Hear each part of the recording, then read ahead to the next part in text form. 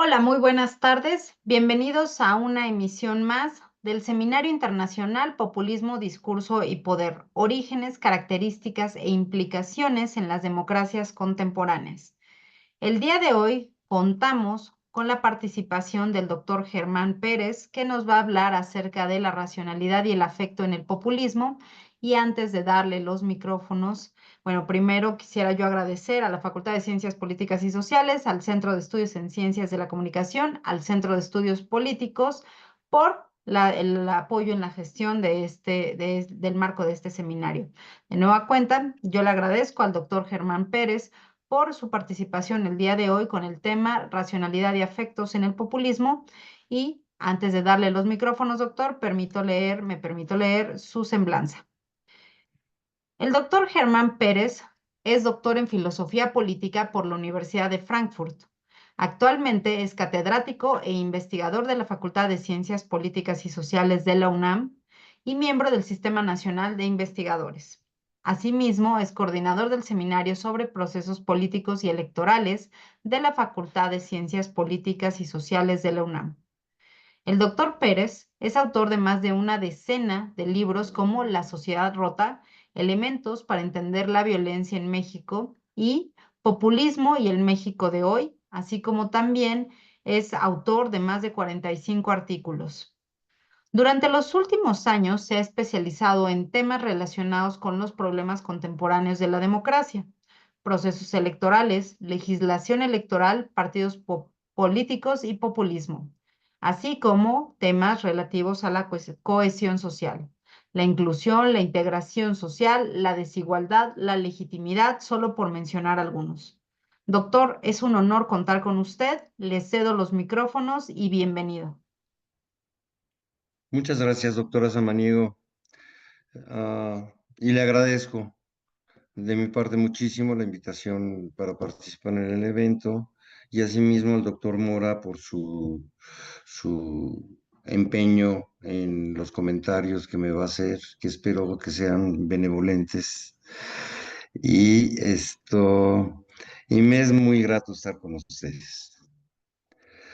Ah, Voy a iniciar esta charla comentando que en días recientes leí un libro de Chantal Mouffe sobre el poder de los afectos.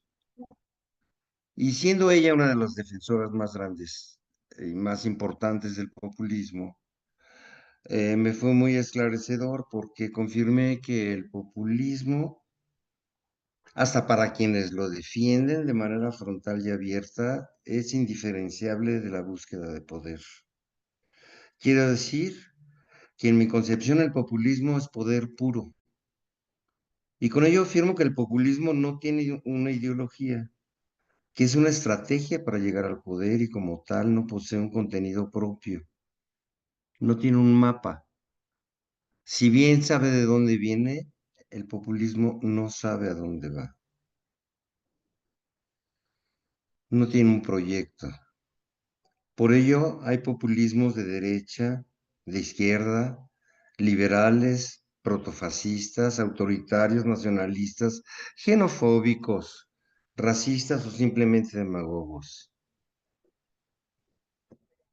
En el seminario que yo coordino, hemos tratado de investigar sobre el discurso de las emociones, que es algo que va muy cercano a la búsqueda de la importancia de la irracionalidad de los gustos, las emociones en lo político. Y ahí tenemos autores muy importantes como Bond, Lakoff, como William Davis, como Ferguson, como Munch, como Mouffe también, ¿no? Y el problema que plantearía yo es si existe un conflicto entre el discurso de las emociones y el discurso racional. Recordará que el mismo Spinoza dice que las emociones no pueden ser atacadas con razones, sino que las emociones tienen que ser atacadas con emociones más fuertes, que la superen, que la sustituyan. Y entonces tenemos que la racionalidad no juega en contra de las emociones en términos discursivos. Y también tenemos otros autores más recientes que fundamentan o intentan fundamentar la racionalidad del discurso de las emociones a través de la simplificación de sus categorías. Es el caso, por ejemplo, de Gramsci. ¿Qué es lo que nos dice Gramsci? Gramsci recupera el valor de las ideologías, se distancia del marxismo mecanicista de Bukharin y rompe con la internacional socialista, justamente porque cree en la importancia de las ideologías. ¿Cuál es el mecanismo? El mecanismo es que hay una filosofía absolutamente racional, que es la filosofía de la praxis, que lucha por un modelo económico y social distintos, pero él nos platica de los intelectuales orgánicos, cuya función sustantiva va a ser la simplificación de las categorías teóricas a nivel popular hasta lograr hacer proposiciones dogmáticas, prácticamente un catecismo, nos dice. Y ese catecismo va a ser o va a tener o va a lograr creencias que a la postre van a ser creencias tan fuertes como la religión misma. La religión misma que tiene la misma contundencia de las fuerzas naturales, nos dice él. Entonces, el punto está si nosotros podemos construir un discurso emocional con fundamentos racionales. Pero sí hay una lucha porque, y en eso tiene razón Mouffe, porque el racionalismo ha luchado toda la vida por excluir en la medida de las posibilidades a las emociones. Las emociones son irracionales y de ahí la necesidad de meter orden a través de la lógica, de las matemáticas, de finalmente de las leyes, ¿no? Es una tradición muy larga y muy fuerte la del racionalismo, tanto en términos de ilustración como en términos de liberalismo, porque son los dos grandes bloques racionalistas. Por una parte tenemos, como consecuencia de la guerra, de las guerras de reforma, una paz de Westfalia que va a terminar con un conflicto que derivó en la muerte de las 2/3 partes de los hombres de los países sajones, desde Dinamarca, Bélgica, Alemania, norte de Francia, Inglaterra, y finalmente va a separar a la religión de los estados.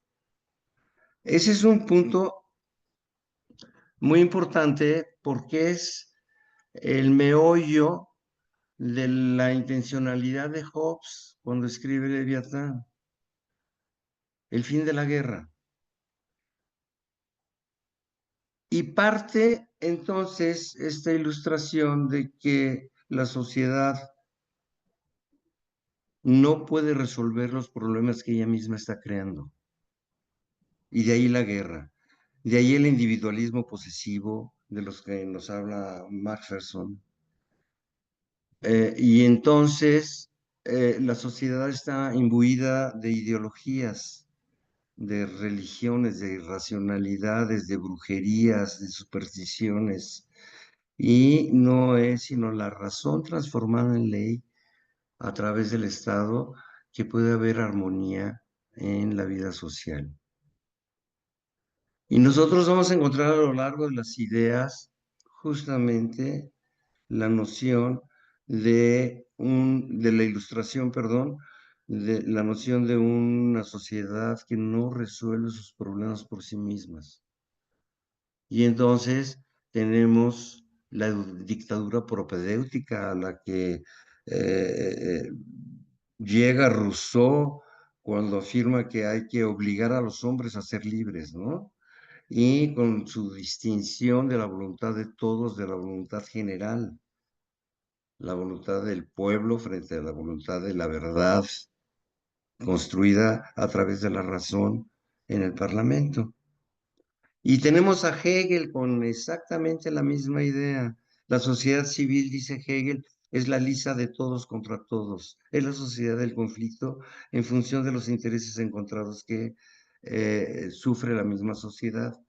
Entonces tenemos a Kant con la paz de los muertos, tenemos a Hegel con una sociedad civil rota, permanentemente encontrada, tenemos a Marx que afirma que los hombres lo hacen, pero no saben que lo hacen, y propone la dictadura del proletariado como forma propedéutica de saneamiento social a partir del cual la razón va a prevalecer.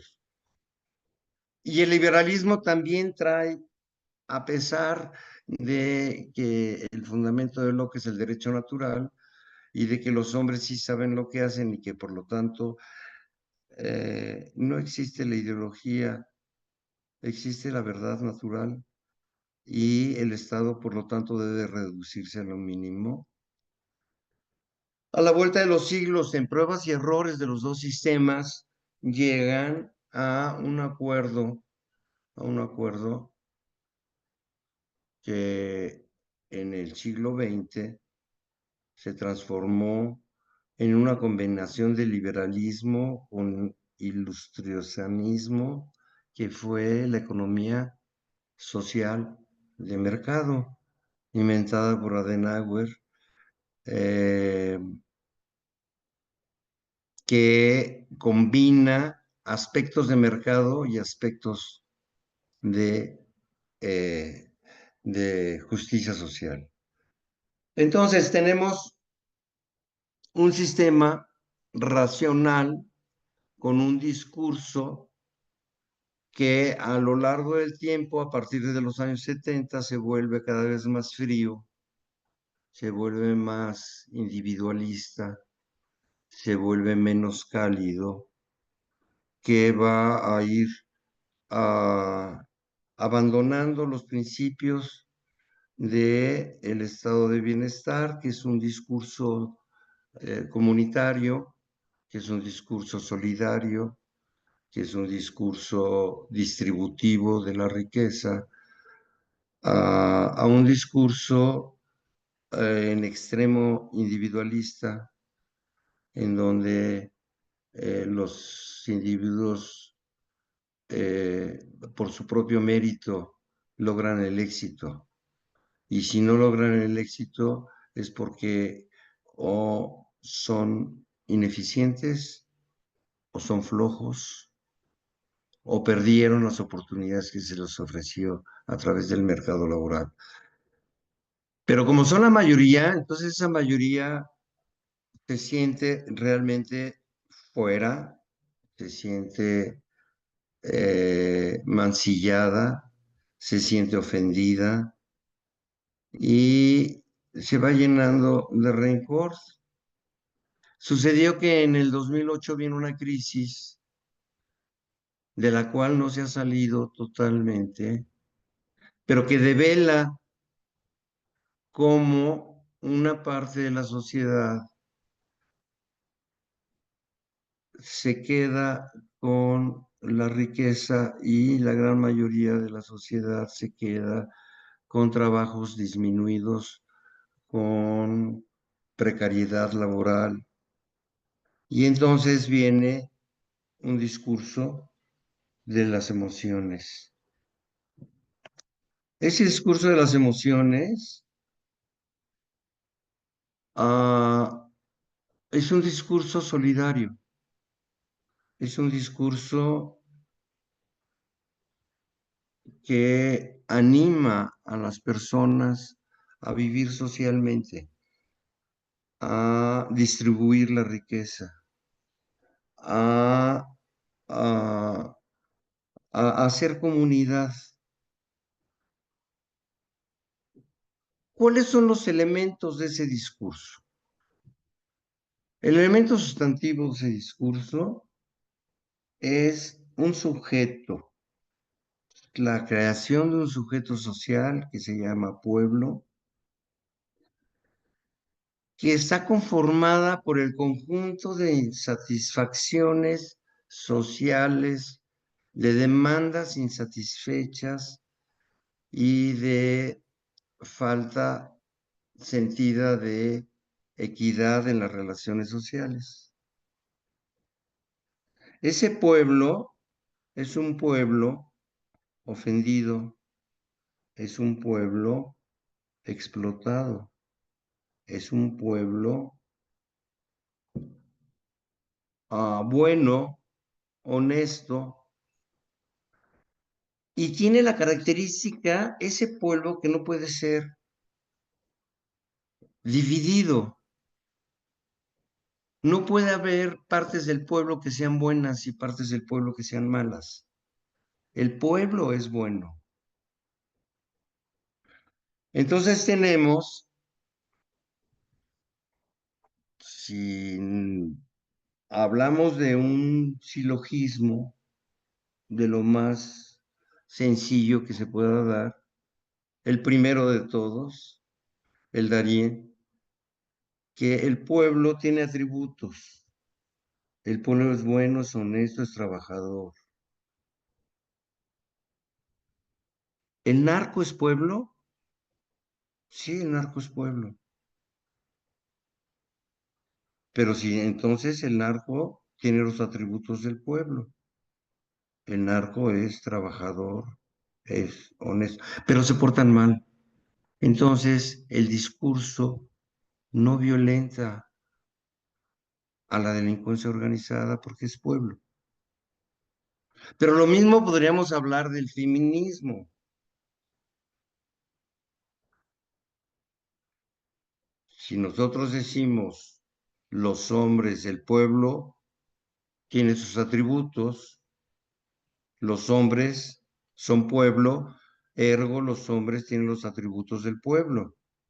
Son buenos, son honestos, no pueden tener un conflicto con las mujeres y las mujeres tampoco lo pueden tener con los hombres. Por eso el feminismo no cabe como tal en el discurso populista. No puede haber dentro del pueblo conflictos, porque entonces unos serían buenos o más buenos y otros serían no tan buenos. Pero la verdad es que la hipóstasis más importante que hace el discurso populista está en el líder. El pueblo es bueno, sano, honrado, trabajador. El líder es pueblo. Yo ya no me pertenezco, dice Maduro, dice Correa, dice López Obrador. Yo ya no me pertenezco a mí, yo le pertenezco al pueblo, yo soy el pueblo. Y entonces yo tengo los atributos del pueblo. Pero cuando yo organizo este discurso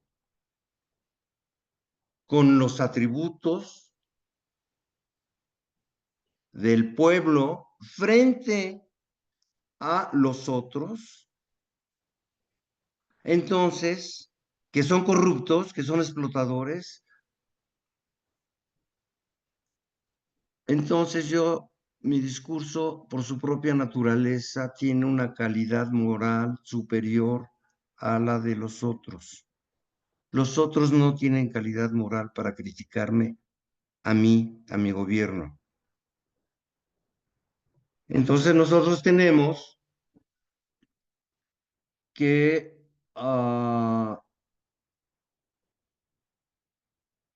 que se justifica a través de esa calidad moral las modificaciones que yo, el pueblo, considere pertinentes que deben de hacerse.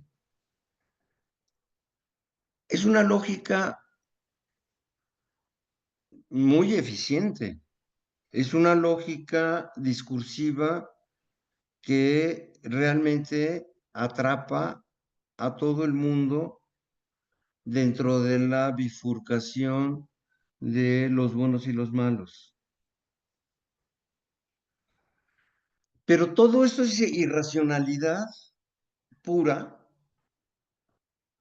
Esto de sentirme bueno, de sentirme honesto, de sentirme acogido, de protegido, ¿es pura emocionalidad o es la forma emocional de expresar un modelo de ser distinto al que nosotros tenemos? Y yo creo que ese es el problema más importante. Cuando Chantal Mouffe critica a la izquierda europea, la critica por ser excesivamente racionalista y no tener un discurso de los afectos, un discurso que emocione a la gente, que cobije a la gente, que sienta que la gente realmente va a participar, ¿no?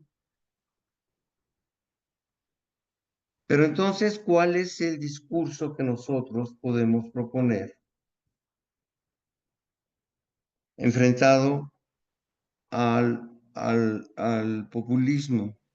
Ciertamente se puede hacer un discurso de las emociones desde el lado liberal, se puede hacer un discurso de las emociones desde el lado de las ilustraciones, y ese discurso está emparentado, está cobijado por una concepción teórica de un sistema social específico, sea socialista, comunista, neoliberal, socialdemócrata, sea lo que sea, son modelos de vida social que tienen una racionalidad incuestionable.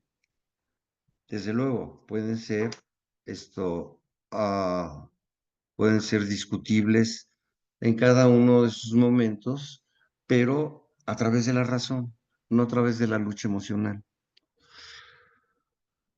Y entonces, ah, ¿cuál es el sustento teórico del discurso populista? Entonces podríamos pensar si el discurso populista emocional tiene un sustento teórico en lo económico, y veremos que no lo tiene. El modelo populista de derecha de Austria, de Hungría, de Polonia, son modelos muy exitosos económicamente porque son profundamente neoliberales. Le apuestan al comercio internacional, a la competencia, y les va bien económicamente. Tienen un modelo económico que no es populista. Con todos los problemas que tiene la economía global, el populismo comulga con ella. Y luego, en el caso de México, bueno, no hay duda. No, no, no, no, no, no. Quien sepa de mínimamente de cuestiones económicas, se verá que el mundo de lo económico se mueve con gusto o se movió en el sexenio pasado con gusto, libremente, con ganancias. Slim nuevamente es uno de los 10 hombres más ricos del mundo. Salinas Pliego ganó muchísimo dinero, incrementó sus fortunas. Las inversiones extranjeras, ahí están. Y se hacen coloquios con los empresarios norteamericanos para explicarles la reforma judicial y decirles que tienen toda la seguridad jurídica y que sus negocios no se van a ver afectados. Se va a luchar por la manutención del libre comercio, del Tratado de Libre Comercio con Canadá y Estados Unidos, sin duda. Y entonces decimos es un discurso emocional que no toca lo económico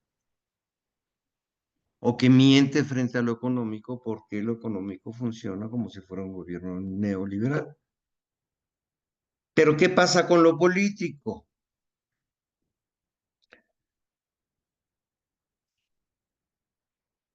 Yo pienso que no hay un modelo político populista, como hay un modelo político neoliberal o político liberal o político socialdemócrata. Yo creo que el populismo lo único que busca es la obtención de poder y su discurso de superioridad moral que le va a permitir hacer las modificaciones reales en política real que consideren necesarias para acumular más poder, pues lo va a hacer y lo está haciendo. Y entonces debiéramos como politólogos preguntarnos, como internacionalistas, como comunicólogos también preguntarnos si esto realmente constituye un modelo distinto. Nos acercamos a modelos en donde económicamente uno puede hacer lo que quiera, pero tiene prohibido meterse en política, participar en política, modificar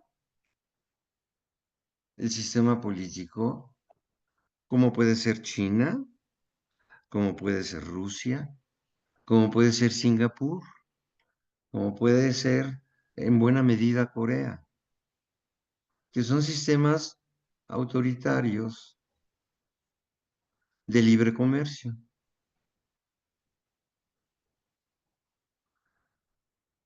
¿O seguiremos pensando que somos un país con democracia, con elecciones libres y auténticas, que pasa por un momento de acumulación excesiva del poder por un grupo, cuando menos por un líder hasta hoy?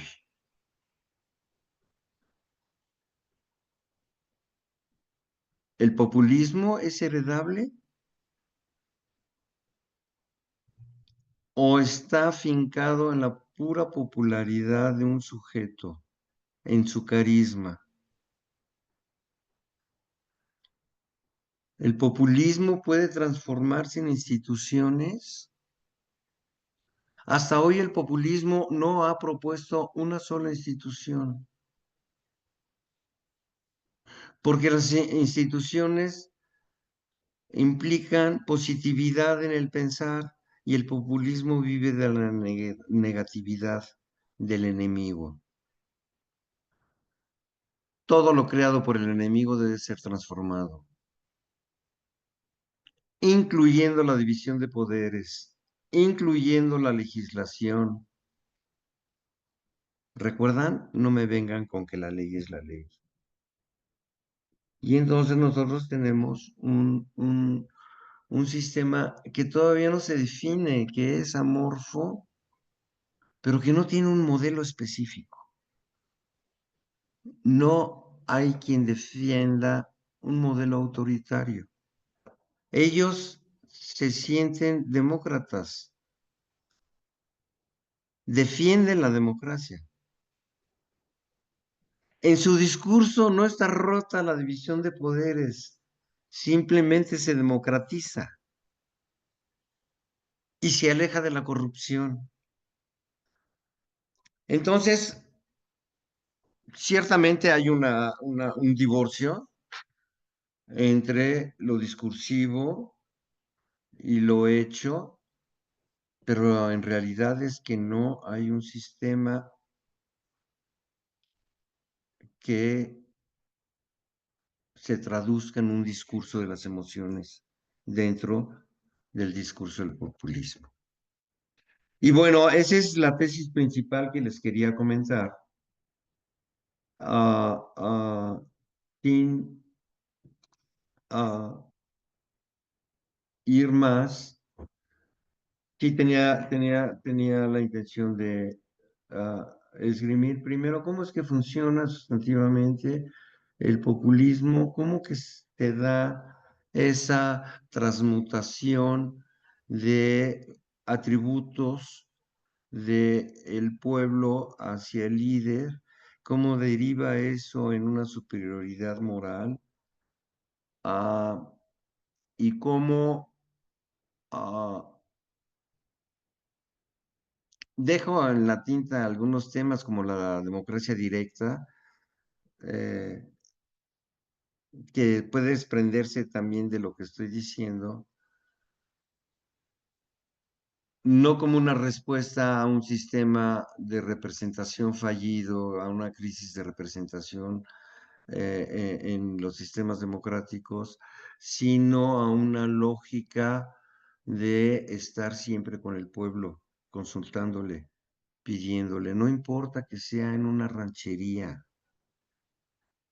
siempre a mano alzada. Lo importante es que teniendo la voluntad popular a su favor, los medios se harán cargo de la comunicación eficiente en la sociedad en general y yo legitimo mis acciones. Es una lógica que conjuga al líder con el pueblo, y de ahí la democracia, la necesidad del requerimiento de la democracia directa. Bueno, hay una serie de temas que dejo en el tintero, pero esto fundamentalmente he querido esgrimir la tesis de que el populismo no obedece a un sistema social, no obedece a un sistema económico, es la búsqueda de poder sin ideología alguna.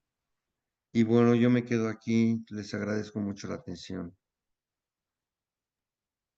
Muchísimas gracias, doctor. Muchísimas gracias, doctor.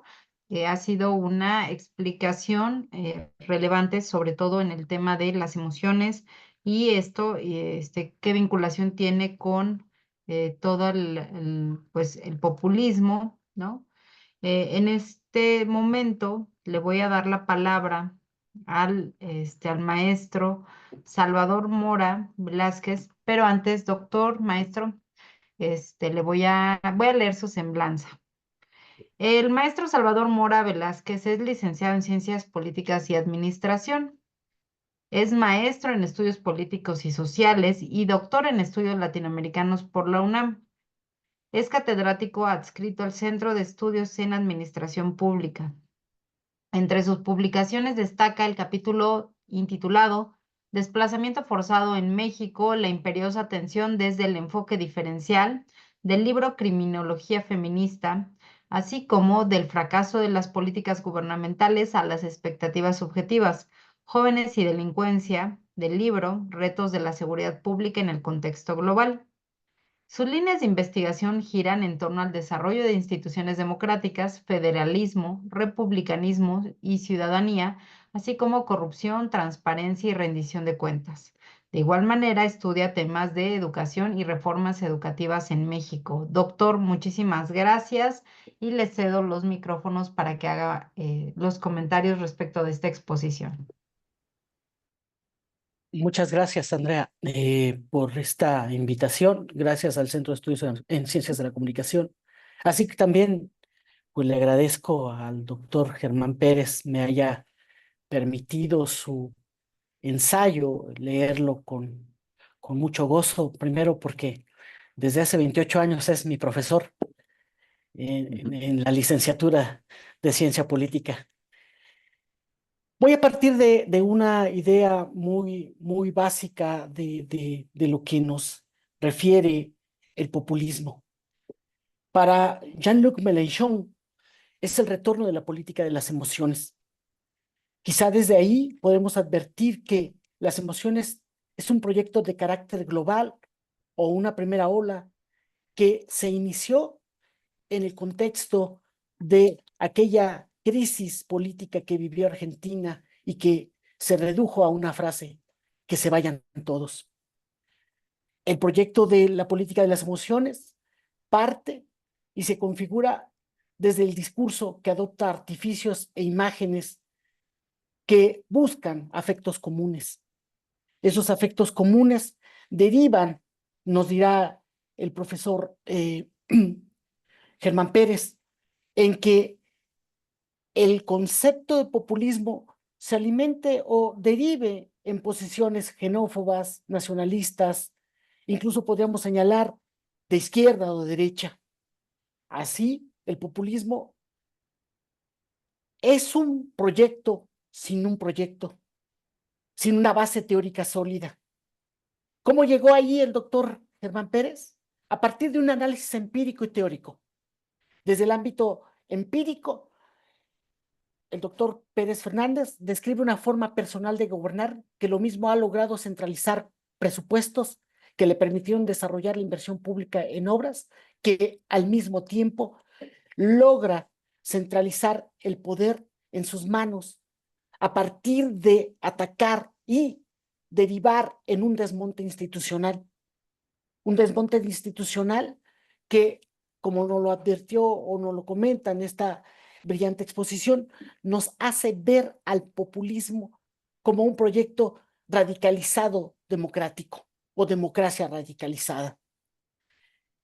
Al mismo tiempo podemos advertir desde la presentación del doctor la relación del populismo y la economía, el cual es un enfoque, en su enfoque macroeconómico, el populismo es disciplinado, que puede generar algunos resultados positivos a corto plazo, pero es insostenible a largo plazo. Rovira y Mut señalan que esto va a generar al final del camino crisis devastadoras. El doctor Germán Pérez advierte: el alto contenido clientelar de la relación con el pueblo necesariamente va a derivar en esta misma crisis, derivado, obviamente, de que el sistema de política social implementado no se basa en los modelos que previamente fueron dominantes en el contexto nacional e internacional, aquel ligado a habilitar o implementar una política social derivada de la relación capital-trabajo. Bajo ello, podemos decir, además de la variable económica y su ortodoxa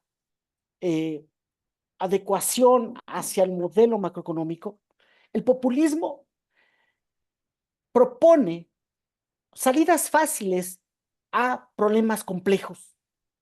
Esa oferta la basa en una capacidad política altamente discrecional, lo cual lleva muchas veces a que se haya confundido el populismo con democracias delegativas, con democracias altamente personalizadas. Pero si hay algo cierto, es que el populismo es un proyecto iliberal, porque cuando llegan al poder van en contra de aquellas instituciones democráticas de las que emanaron como representantes. Su necesidad de control plantea una crítica severa a las instituciones contramayoritarias, sobre todo Poder Judicial, organismos constitucionales autónomos. ¿Y qué es lo que hace?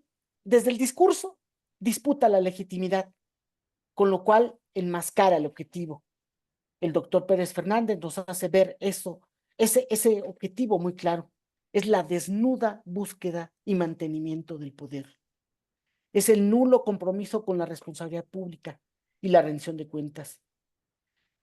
Es el establecimiento del control sobre todo poder, sobre toda forma de organización.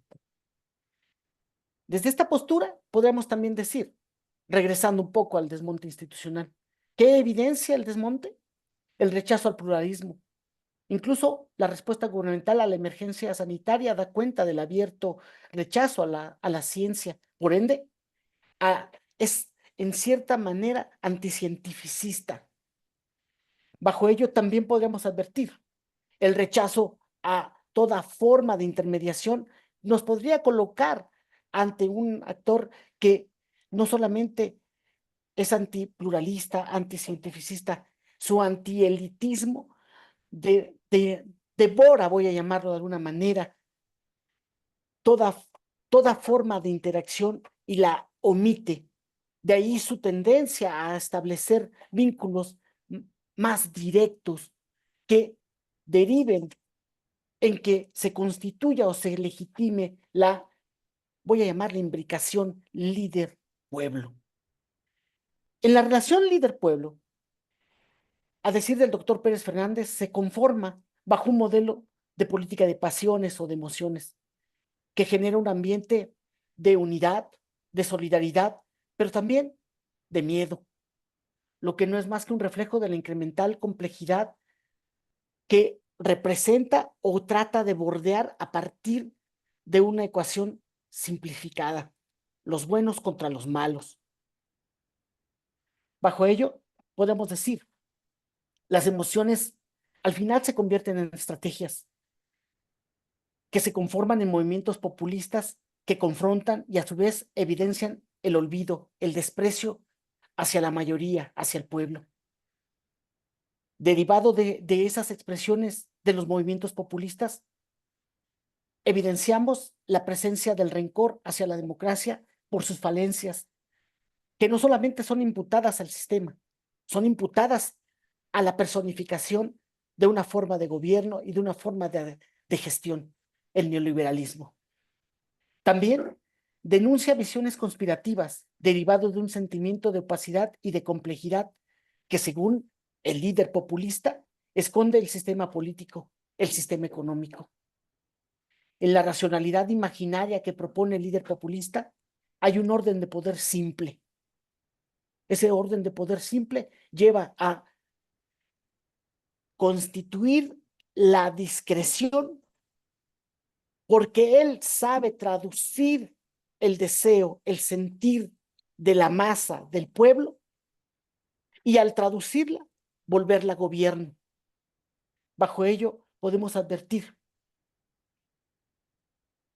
el gobierno destierra la política y aborda el populismo como un proyecto de gobierno capaz de transformar no solamente la forma de la gestión, sino también el sentido de organización del poder.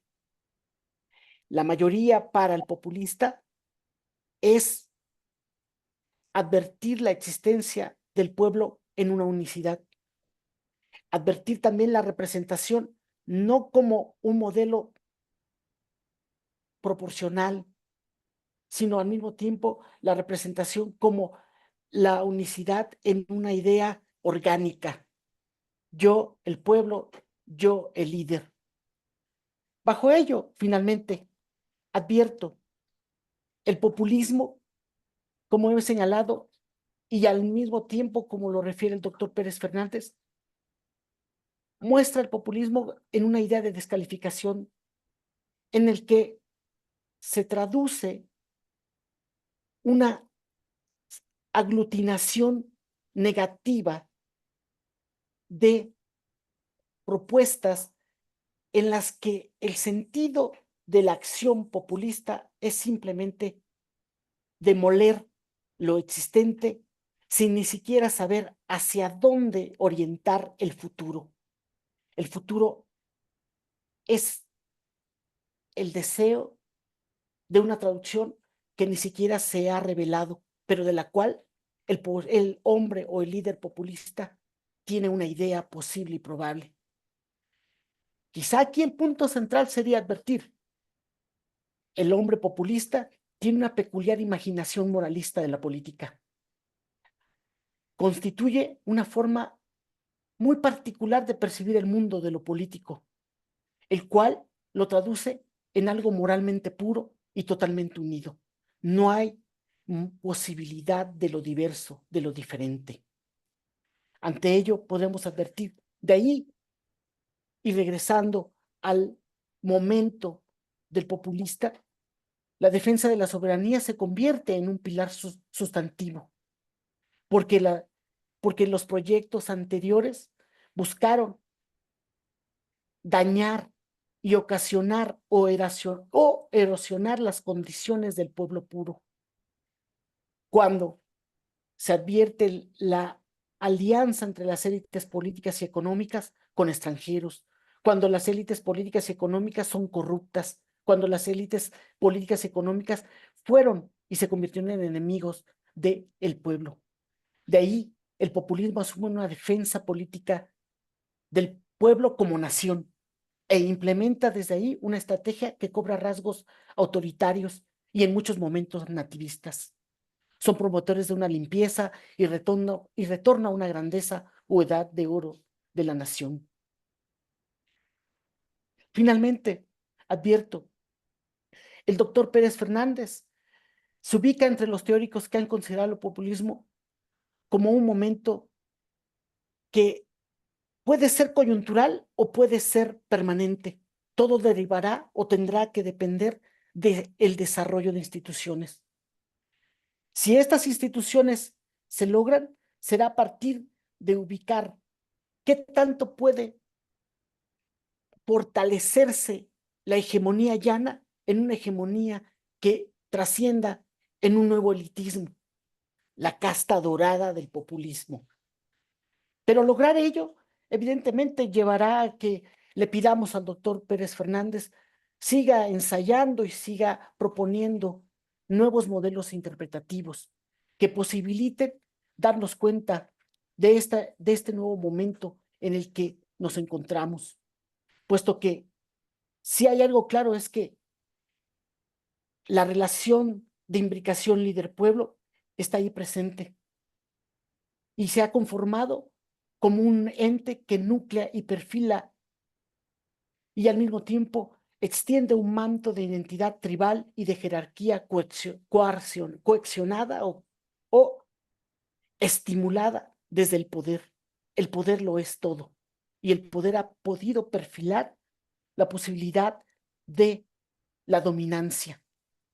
Lejos queda la posibilidad de advertir si el populismo puede resolver la pobreza, la desigualdad, elementos que fueron falencias para la democracia y que son altamente criticables desde la postura populista. Lo que es cierto es que la baja sistematización programática del gobierno populista necesariamente nos oculta la posibilidad de revelar el tipo de organización de sociedad que propone, el tipo de instituciones y las formas de distribución de los bienes colectivos e individuales. Por eso podemos advertir, el populismo parte de una lógica de programas cada vez más amplios, sí, pero al mismo tiempo sin respaldo en el ciclo económico, nos dice el doctor Pérez Fernández. Lo cual nos lleva, evidentemente, a dar cuenta. ¿Cuál será la resistencia de este proyecto? Quizás sea aquella donde la estrategia clientelar es el gran asidero con el cual líder y pueblo están unidos. Quizá en el momento en el cual la carencia o el déficit presupuestal nos exponga y nos haga visible las contradicciones de un modelo como es el populismo, necesariamente estaremos en la posibilidad de advertir su viabilidad. Es decir, quizá estamos ante que tanto una crisis económica puede derivarse en una crisis política. Y entonces sí, la hegemonía llana o superioridad del proyecto populista se vea expuesto a un debate que pueda racionalizarse. Pero mientras tanto, en la búsqueda de racionalizar la emoción desde el ámbito liberal o ilustrado, busquemos por lo menos primero comprender, y creo que ese es el gran primer momento de la reflexión a la cual nos lleva este trabajo, muy fuerte en teoría, pero bastante, voy a llamarlo, comprensible por la facilidad de la lectura. Y esto es lo que se agradece de una lectura de un texto, de un ensayo que nos coloca en la posibilidad de interpretar el momento mexicano. Muchas gracias.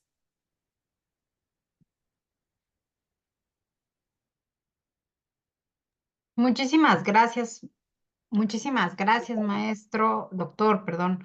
Ha sido una intervención puntual.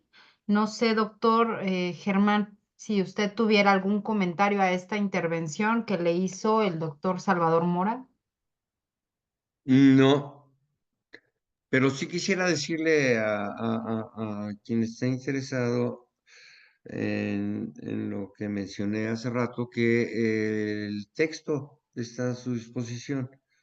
No sé si el doctor Salvador Mora se lo hizo llegar al doctor Samaniego, pero esto, en todo caso, ahí está el texto y si alguien desea leer, porque la verdad es que sí se pierden muchas cosas en, en un comentario sobre el texto, porque el texto es mucho más complejo de lo que se puede decir en un momento esto como este, ¿no?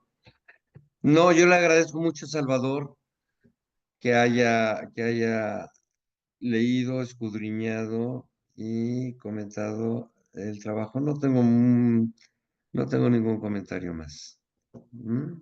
Muchísimas gracias. Bueno, entonces, tomando este comentario, doctor, nos da usted autorización para subir su artículo a este video, bueno, en el Centro de Estudios en Comunicación, para que todos los que quisieran pudieran acceder a este documento. Sí, Ah, perfecto, para que justo todo el público que ahorita nos están haciendo algunas preguntas, bueno, también tengan este material del cual parte usted con su exposición el día de hoy y que el doctor Salvador Mora revisó y hizo comentarios al respecto. Muchísimas. yo Ujú. supongo que va a haber una memoria del evento con todas las conferencias. Ahí también podrán tener el texto ya formal, con todas las citas y con todo, académicamente hablando, terminado, ¿no? Claro que sí. Pero Mejor como así entonces. conferencia, ahí, si lo quieren subir, yo no tengo ningún problema. Ok, ¿Mm? bueno, pues muchísimas gracias.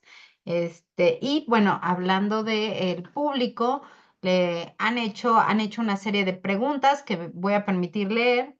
El profesor Juan Martínez nos dice, ¿puede decirse que el discurso populista llega a bordear los límites de lo religioso a través de conceptos como el de la superioridad moral o el de la crítica contra el mal? ¿Contesto eso? Sí, si quiere leemos la Desde pregunta. luego que sí, claro que sí. Es un discurso hegemónico, emocional y hegemónico, reitero, cuyos elementos sustantivos son creencias asimilables a lo religioso.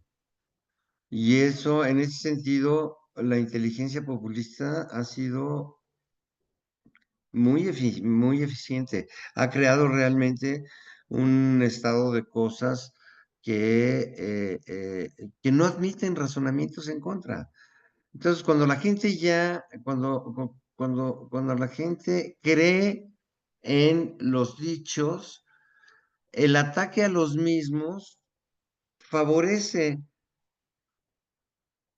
al atacado. El atacado se victimiza y su público, su grey, eh, eh, lo atiende y atiende que es, o entiende que es víctima y se enoja con quien lo critica. Entonces, sí es algo muy, muy cercano a una creencia religiosa, que es justamente de lo que hablaba Gramsci, y que esa creencia religiosa puede llegar a tener una solidez como el de las fuerzas naturales, que son inamovibles. Una vez asentada la ideología internalizada, metida en el corazón de las personas, son capaces de luchar por ellas bajo cualquier medio. Muchísimas gracias. No sé, doctor Salvador Mora, si tuviera comentarios y si no, leo la siguiente pregunta. Ok. José Luis Estrada dice, excelentes anotaciones sobre el tema de las emociones. Me recuerda a Le Bon y a Matías Desment. Sí, Sí. sí, son autores que se están retomando. Le Bon es el gran pionero de la, del fenómeno de la masificación y de la creación de emociones y de la transformación de las personas junto con Freud. Y de ahí se han derivado una serie de estudios muy adecuados ya al contexto contemporáneo y les decía al principio una lista de autores que trabajan el tema y que cada vez más personas trabajan el tema y que esto sí se está estudiando porque es un fenómeno que puede remover las raíces mismas de la democracia en los países más desarrollados. Y ahí tenemos el caso de Trump en Estados Unidos y tenemos el caso de Le Pen en Francia y tenemos Podemos en España y hay muchos grupos que están surgiendo utilizando la estrategia pero sin un modelo alternativo. No se ha creado un modelo alternativo al modelo económico y político liberal. Y sí se sabe que el puerto final de el populismo en Europa se ha ceñido a lo que hoy se denominan modelos iliberales, modelos autoritarios, si se quiere el nombre, pero que no tienen un contenido sistémico, teórico, defendible en términos racionales. Por eso el populismo se llama a sí mismo como democrático. Es más, se llama a sí mismo como radical democrático. ¿Sí? Entonces, sí, sí, yo creo que esto es un fenómeno que hay que estudiar mucho más y hay que ver del otro lado si el modelo liberal, el modelo de la socialdemocracia también, si han logrado o si van a poder crear un discurso que compita emocionalmente con el discurso de las emociones populistas. Como decía Spinoza, no hay razones que puedan acabar con las creencias. Las creencias solo pueden acabar con otras creencias más fuertes y que destruyan esas creencias, pero son supletorias. Entonces, ¿cuál es el fin de esta historia? El fin de esta historia es que podemos empezar a ver discursos emocionales cada vez más fuertes y más álgidos que tengan o no un sistema racional que los sostenga, ¿no? Muchísimas gracias, doctor Salvador Mora, o no hay comentarios de esto. Andrea, yo te diré que hay un alto sentido de rechazo a un mundo instituido. El carácter desde ahí de desmonte que se propone el populismo nos lleva a un discurso de rechazo que venga de una postura xenófoba, de izquierda, de derecha. Lo cierto es la hostilidad y la licencia a la crítica mm, feroz, voy a llamarle, y al fundamento de argumentos bajo este principio irracional de emociones, la cual defiende evidentemente la sabiduría de la turba, que una sabiduría que está basada en opiniones más que en hechos y evidencias, que propone argumentos a veces no informados, que se basan en especulaciones jactanciosas, en las cuales lo que se pone en duda, como diría Kakutani, lo que se está en peligro es también el principio de verdad del. Y creo que en ese sentido me parece que entonces cuando no estamos basados en un principio de verdad, estamos ante creencias, estamos ante un momento en el cual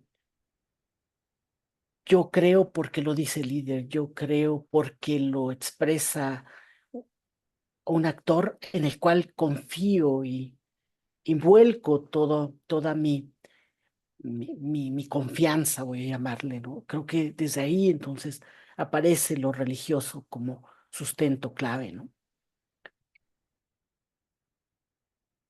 Muchísimas gracias. También hay un comentario, los felicitan, excelente abordaje sobre el populismo. Y el profesor Juan Martínez nos dice, el populismo conlleva el paso de la democracia hacia la emocracia, como la define Neil Ferguson. Perdón, voy a confesar mi ignorancia, no conozco el término. Doctor Mora, también confieso mi desconocimiento, doctor. Eh, Muy bien. No sé, Alejandra, ¿tuvieras alguna pregunta al respecto? Ya del público, nos hizo las preguntas de este tema. Sí, doctor Germán, quisiera que nos hablara un poco de esta paradoja que construye el mito populista, esta paradoja de la denuncia de la exclusión, la búsqueda de la inclusión del pueblo a través de la exclusión de las élites y de los obstáculos que impiden la relación entre el líder y el pueblo, quien él dice que forma parte del pueblo, ¿no? Identificamos ahí una paradoja. ¿Cómo la observa usted? No, yo creo, primero que sí, el neoliberalismo fue muy injusto y fue muy perverso discursivamente. El discurso de la meritocracia, de ese éxito individual, de yo puedo hacer todo si yo quiero hacerlo, el descuido a las circunstancias sociales, al contexto socioeconómico, el abandono de la responsabilidad social, yo creo que sí fue muy ofensivo para la gente. Entonces yo creo que ese discurso prende de una realidad, de una inconformidad, de una insatisfacción, de una, me atrevería a decir, en muchos casos, humillación. Entonces tiene una racionalidad ese discurso en cuanto Lo que pasa es que se vuelve irracional en el sentido de que no obedece a ningún modelo alternativo. No hay un modelo alternativo a esto. Está muy bien que se reparta dinero a la gente, pero eso no es un modelo alternativo. No es un modelo alternativo porque, pues porque no está dándose o reforzándose el ciclo económico de cualquier economía. Quiero decir con ello, si yo doy mejores salarios, si yo tengo mejores servicios de salud, voy a tener un pueblo sano. Si voy a tener mejores educación, voy a tener un pueblo culto, voy a tener buenos técnicos, voy a tener buenos eh, eh, investigadores en ciencias o en humanidades. Pero si yo doy el dinero así, lo que hago es que sí voy a aumentar el consumo, porque la gente tiene dinero y la gente está contenta porque puede consumir más. Pero no estoy reforzando el sistema virtuoso económicamente hablando. Porque además mis compromisos sociales hacen que yo tenga que disminuir los presupuestos en los servicios de salud y en la educación y en la vivienda. Entonces, lo que trato de decir es que no hay un modelo económico que sostenga la dádiva indiscriminada de dinero a la gente y el descuido simultáneo a todos aquellos esfuerzos sociales, institucionales que tienden a fortalecer al propio sistema económico. La infraestructura en carreteras, en electricidad, en educación, en todo eso se descuida por el consumo inmediato. Y reitero, pues la gente muy agradecida y muy contenta. Y se vuelve inclusive ciertamente inflacionario porque no está obedeciendo la demanda con una oferta, ¿sí? Pero entonces parte de una realidad, utiliza esa realidad, el enojo social, el desencanto frente a la democracia, para tomar el poder y después realizar clientelarmente una serie de acciones que van a reforzar su clientela, su tribuna, su pueblo, y que, bueno, no tienen sustento económico. ¿Sí? Ok, muchísimas gracias. A una explicación, nos dicen, Ferguson usa el término democracia porque es una mezcla de emociones y democracia, en una fórmula en donde prevalecen las emociones. Será una cuestión que tal vez tendremos que revisar, que leer para poder analizar después. Ujú. Muy No sé bien. si quisieran hacer algún comentario de cierre. Ahorita ya no tenemos más preguntas al respecto. ¿Algún comentario de cierre respecto de lo que se ha expuesto a lo largo de esta sesión? Nada más que es un tema que dentro del espacio universitario tiene que ser cada día más abordado, mejor abordado, que es un tema que no va a terminar en los años que vienen. Es un tema que eventualmente puede, si se descuidan y si los actores sociales, la sociedad civil, no toma en consideración, de repente se va a encontrar con una democracia sofocada y un sistema autoritario. Entonces, yo creo que hay que poner atención al fenómeno porque no se va a ir mañana. Muchas gracias, doctor. El doctor Salvador Mora. Pues antes que nada, otra vez agradecerte, Andrea, al Centro de Estudios en Ciencias de la Comunicación, al doctor Germán. Cuando lo vemos a la luz de los cambios políticos, evidentemente este momento que vivimos nos lleva a valorar su permanencia futuro. Y creo que en ese sentido, la responsabilidad de los intelectuales es dar cuenta de qué alternativas podemos ir construyendo para hablar de su permanencia y de la viabilidad de futuro. Autores como Morlino, autores como Dahl, autores como Huntington ya apelaban propiamente a este retorno de autoritarismos. Creo que habrá que repensar si esos viejos textos, años 80, 70, nos pueden ayudar a entender este nuevo momento y dar cuenta de que como ciclos, como cambios, tenemos las herramientas en términos de administración y de política, las probables y respuestas de reformas o cambios radicales para enfrentar el momento que implica el día siguiente a la instauración o consolidación del populismo o el día siguiente a su deposición. Creo que dentro de ello habrá que ver en la política comparada qué tanto los ejercicios ya existentes nos abren la posibilidad de interpretación y de respuestas probables y posibles, ¿no? Ok, hay Muy bien, Salvador. una nueva. Nada más.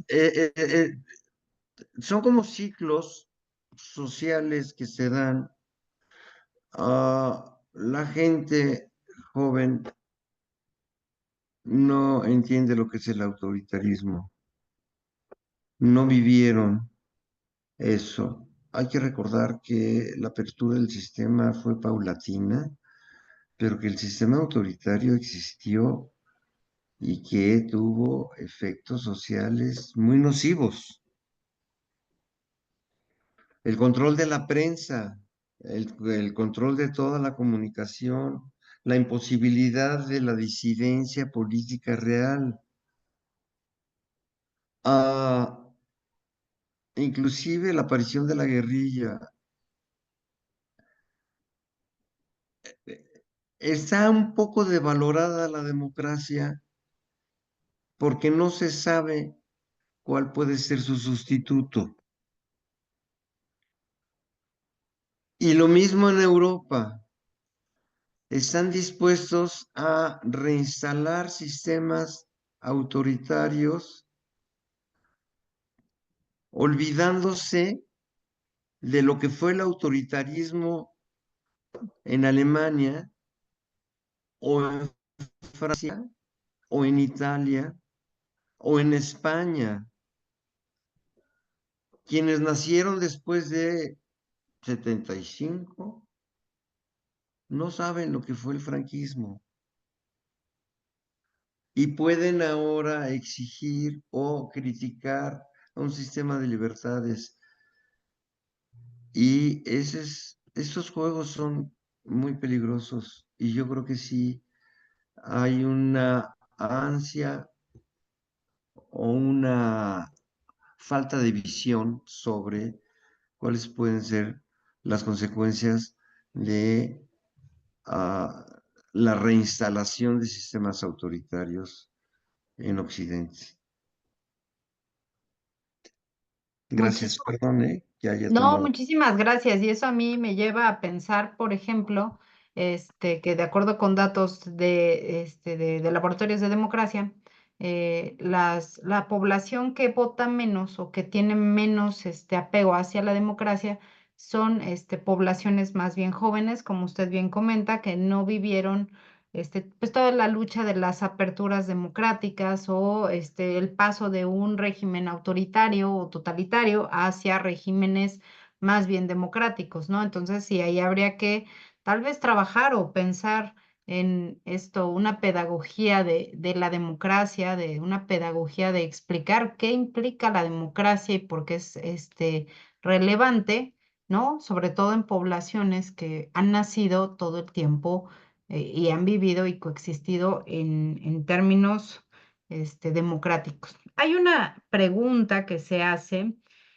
¿Qué dice? El desencanto es un cuestionamiento que se está haciendo respecto a lo que ustedes comentaron. Dice, el desencanto de la democracia, pero sí, en 2018 y 2024 han sido de las más aseadas y exitosas en la historia de México. Me imagino que han sido de las elecciones más aseadas y exitosas en la historia de México.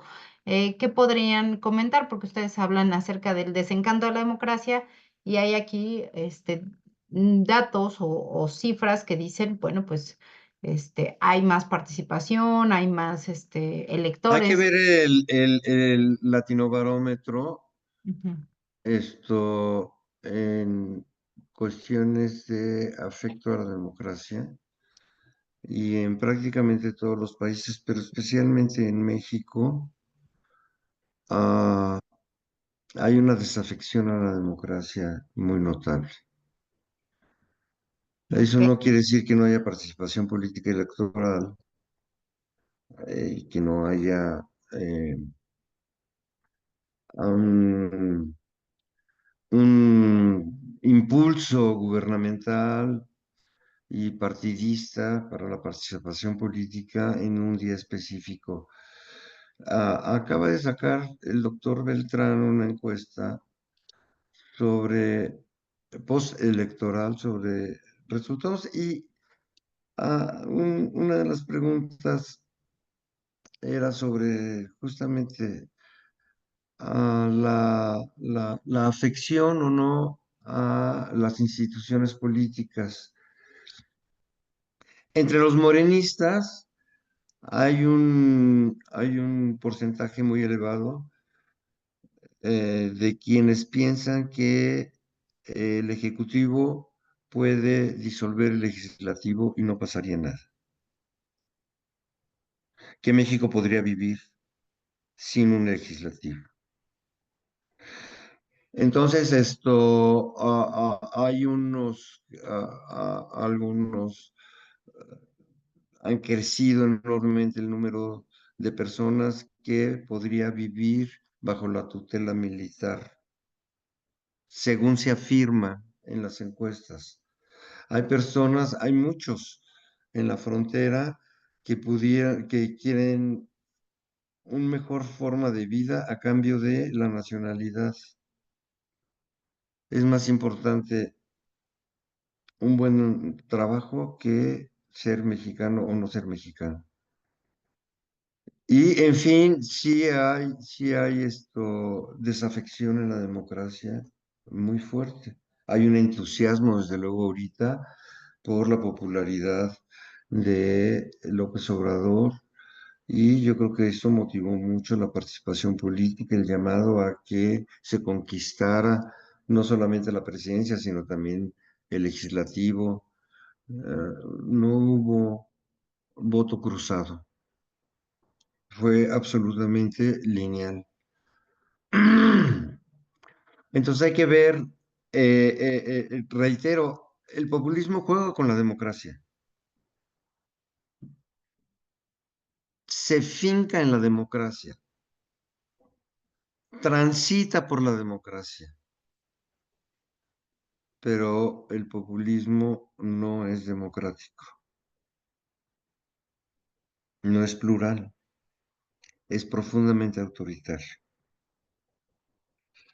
Muchísimas gracias. Gracias por esta explicación porque también ayuda a que la audiencia que nos está escuchando, que nos está viendo en redes sociodigitales, pues sepa un poco más acerca de todas esta categoría, la democracia y el tema respecto de pues la pluralidad o no pluralidad, en este caso, del populismo. Doctor Salvador Mora, quisiera hacer algún comentario respecto de esta última intervención que se hizo por parte del público. Pues rápidamente, Andrea, hay que situar el tema en el ámbito de los autores, de cómo se han clasificado después de la tercera ola de democracias en el mundo. Y allí se localiza el concepto de regímenes híbridos, autoritarismos electorales, le llaman a algunos otros autores. Y ahí destaco a Levitsky, destaco a Schedler, autores que han revisado propiamente cómo las democracias no se consolidaron si no tuvieron regresiones. Y se advierte que las elecciones no son un fundamento suficiente para apelar si una sociedad vive una democracia o no vive una democracia. Por- Podríamos decir que el adecuar las reglas del juego de la competencia electoral es una viabilidad de un proyecto político, sea autoritario, híbrido, autoritario electoral. Y ese rasgo en específico deriva propiamente en que la manipulación de las elecciones con competitividad o permitiendo una segunda arena de competencia para fuerzas no relevantes es una posibilidad que México ya vivió pues prácticamente todo el periodo postrevolucionario. Sí, nada más un ultimísimo comentario. Tiene toda la razón. López Portillo va solo en el proceso electoral, en donde fue electo presidente, con una participación similar a la actual.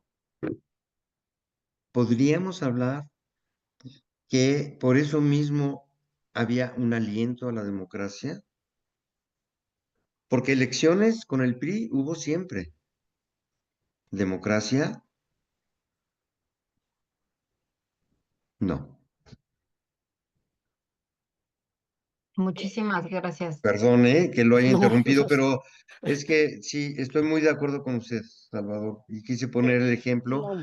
de procesos electorales hasta limpios Ujú, y muy participativos en un ujú, sistema profundamente autoritario ujú. como el que vivimos, ¿no? Solo cierro, Andrea, en ese sentido yo Mm. te puedo decir, no necesariamente la participación electoral a vida eh, 2024 puede considerarse que se mantuvo bajo las libertades o garantías que reclaman procesos neutros de las autoridades electorales o de los poderes formales. Ahí están las diversas revisiones del Tribunal Electoral al comportamiento y acción o actuar del presidente de la República. Y por la otra, el esfuerzo por plantear la dominancia y la predilección del proyecto del partido en el gobierno y favorecerlo. Entonces, en ese sentido, yo podría decirte, creo que habría que dar cuenta a partir de las categorías de Levitsky, de Schedler, que tanto estamos más próximos a un autoritarismo electoral por la captura de las instituciones electorales, que propiamente bajo prácticas democráticas, mucho en la razón de un proyecto liberal democrático. Ok. No, muchísimas gracias e insisto, gracias por este comentario democracia no es igual o no solo se resume en elecciones o en participación en elecciones, porque ahí hay otros elementos que podrían pues, poner en tela de juicio esto de pues, participación, si solo hay un partido político, como Sartori comentaba, ¿no? O sea, había elecciones, pero no había posibilidad real de que ganara cualquier otra partido o cualquier otro candidato o candidato diferente. Cuando él hablaba del modelo de partido hegemónico, un modelo no competitivo, ¿no? Muchísimas gracias por su participación. Doctores, han sido unas explicaciones, ha sido una explicación relevante en el sentido de qué relación tiene el afecto y la racionalidad cuando estamos estudiando o cuando se analiza la cuestión, el tema del populismo. Y pues yo les agradezco muchísimo por sus intervenciones puntuales y sus explicaciones al respecto para esclarecernos este panorama, porque, insisto, así, es complicado y ha sido un concepto que pues ha tenido o ha cobrado notoriedad, vamos a decir, desde un 2016 a la fecha, no que antes no existieran los estudios, pero a partir de ciertos momentos claves es que el tema de populismo ha cobrado notoriedad no solamente en México, sino en el mundo. Yo les agradezco, doctor Germán Pérez, doctor Salvador Mora, por su participación. Le agradezco a la Facultad de Ciencias Políticas y Sociales, al Centro de Estudios en Ciencias de la Comunicación, así como al Centro de Estudios Políticos por este evento, el Seminario Internacional Populismo, Discurso y Poder, Orígenes, Características e Implicaciones en las Democracias Contemporáneas, y les agradezco el día de hoy su participación. Invito a la audiencia a que sintonicen el día jueves nuestra siguiente emisión, que se llama ¿Quién vota por la ultraderecha en Chile?, y que va a contar con la participación del doctor Javier Sajuria de la Queen Mary University of London de Inglaterra, y que nos va a explicar mucho acerca de los grupos de la extrema derecha en Chile. Yo les agradezco, muchísimas gracias, gracias a todos, y pues seguimos en este seminario, como ustedes comentan, relevante para estudiar estos temas contemporáneos. Muchísimas gracias. Gracias. Muchas gracias, ¿eh?